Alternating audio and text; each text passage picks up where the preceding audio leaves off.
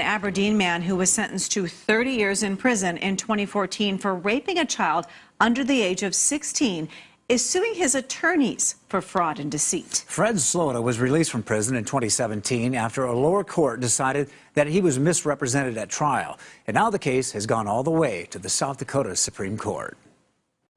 Fred Slota's attorney, James Leach, argued in front of justices today that when his client hired an out-of-state law firm back in 2013 to defend him against rape and sexual contact charges, he was told he'd get so-called experts in sex crimes. That law firm was Imhoff and Associates of California. Imhoff then hired Sioux Falls attorney Henry Evans to defend Slota at trial. But Leach says Evans didn't have the legal experience Slota was told he'd get. Evans had never tried a jury trial.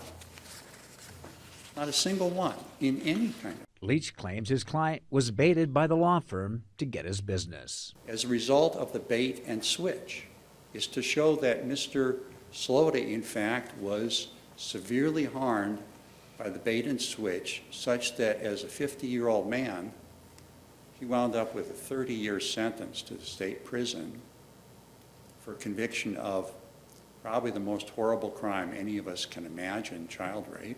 Upon his release in 2017, 3 years after he was sentenced to prison, Slota filed a lawsuit against Imhoff and other attorneys, including Evans, claiming fraud and deceit.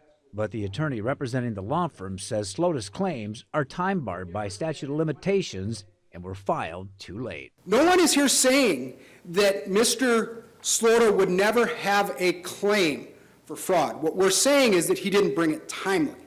And as a result, the legislature, in adopting a statute of repose, has made decisions indicating that certain claims must be brought within certain periods of time.